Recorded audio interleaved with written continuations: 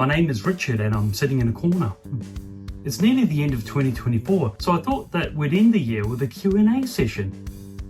So I've asked the people in my Discord fan club for questions and also on Snapchat, and I'm not sure what they are, so I haven't prepared anything, so let's give it a go. Question 1. So this is a question from Esty, and the question is, what is the single best memory you have of the year? The thing is, there are so many because it's such a big year for me. It's the first year that I did shows which were mostly just with my music. I went to the UK, I did shows in the UK. I was on Britain's Got Talent, and that was pretty surprising. That was a very good memory. I then came home and did lots of touring around Australia and made lots and lots of new songs. What's the best one? I'm not sure if I can choose the best one out of that. I think probably the best thing overall though was meeting lots of lovely fans at the shows. Question 2. The next question is from Amber Chloe, and the question is, which 2024 song has made the biggest impact on your success this year alone? I think that would be Crunchy Water. Crunchy water, crunchy water, my favourite thing to munch on is crunchy water. A lot of people know me from that song. I mean, I had the recorder in the corner song, My Name is Richard and I'm Sitting in the Corner. At one point everyone knew me from that, but now quite a lot of people know me from the Crunchy Water song. Yeah, that has been the most streamed song of the year and the most requested song of the year on my lives as well. And it's a fun little song. Question 3. This question is from Calvin, and it is, what place was your favourite show tour? And this one's quite hard to answer because they were all good for different reasons. The UK one in London was very good because it was my first show that I ever did where I basically did just my songs. Also, it was my first show that I did overseas. That was my favourite at that point. But then the Australian tour was so nice as well. Adelaide was great, lots of people there who were really into it. Very loud, including I think the person who asked this question. Then Melbourne was great, then Sydney and Newcastle. Oh, I don't know, what's my favourite? What's your favourite? I'm not answering these questions very well, am I? Question 4. The next question is from Jonah, and it's, what was your most packed show? And that would have been London. The room wasn't that big, it wasn't a huge room, but there are lots of people in it. So yeah, it was very packed, and it was loud because of that, and it was really fun. Question 5. The next question is from Cam. What made you get into comedy? Because not all of you on here know that I also do stand-up comedy, and I have for many years, just coming up on 12 years now actually. And I originally got into comedy. I've always liked watching comedy. I've always thought language was interesting. So I always wondered why some things were funny and some things weren't. So I started studying stand-up comedy and studying language, and I kind of figured it out. And then I thought, well, now I've figured this stuff out of what I think might be funny, I better go and give it a go in front of people. And then when I did that, they seemed to like it, and I liked it. So I started doing more. Question 6. So the next question is from Matthew, and it's, what inspired you to create music? I've been creating music since I was about 12 years old, just making little songs every now and then, usually on my Amiga 500, but I really started making songs properly about 5 years ago in 2018, and that was because I was doing stand-up comedy, and it was going okay, but I wanted to do something a bit different in my comedy because it was just jokes, and jokes are nice, but I thought, well, maybe I should add something else as well. And someone said to me, do you play any instruments? And I thought, well, I do, but it's just recorder and flute, and you couldn't do those with comedy. And then I thought, or could you?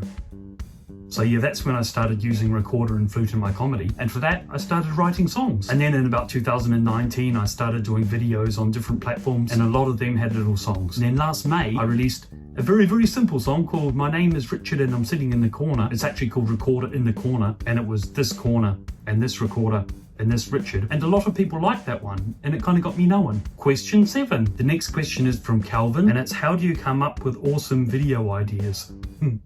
That's nice. Ever since I started stand-up comedy, I've always been in the habit of writing every little thing down that I think's funny. So I have a journal which has like hundreds and hundreds of ideas, actually thousands of ideas by now, and they were for jokes. And when I started doing music and songs as well and videos, I started writing down any little funny video idea that I had, just if I'm ever around and I see something that I think might be funny. Like I saw a bit of cheese and I thought, that's a lovely bit of cheese. And I thought maybe there's a song called Lovely Bit of Cheese, and I wrote it down. So I've got a lot of these different ideas, and then when it's time for me to make a video, I go through them and I just see which one I want to do at the time. I think having a lot of choices is a good part of it. Question 8. The next question is from Matthew. Can you describe your creative process when composing or arranging music? It changes a little bit each time, but the general process that I have is I come up with an idea for a song and I think of some words, and then I start with recorder. So I think, how could the recorder fit into this? So for the Crunchy Water song, I thought it's going to be crunchy water, my favorite thing to munch on is crunchy water. You can even eat it when you're playing the recorder, crunchy water. Well, how could I put recorder in? Then I thought, well, it could continue the melody like crunchy water.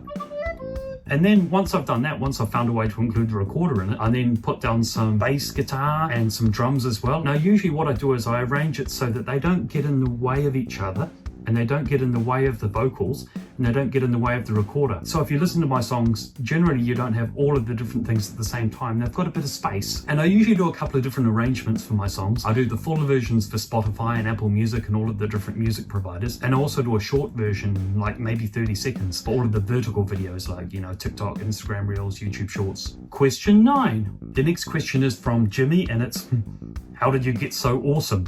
So I think that was probably my mum's fault. Yeah. My mum's awesome, and she probably taught me to be awesome. I don't know. Maybe I just picked it up off her. Question 10. The next question is from Lenny, and it's, which of your songs is your favorite? Probably overall, my favorite song of mine is called Always Been a Player, because it's one of the first songs that I actually made. I made it in about 2020, and it was the main song for the first ever like full-length musical comedy show I did. I then released it later on, and now it's on Spotify like all of the others. It's a little bit more ambitious than the other songs. Like, it's got flute and recorder and a bit more of a complex arrangement.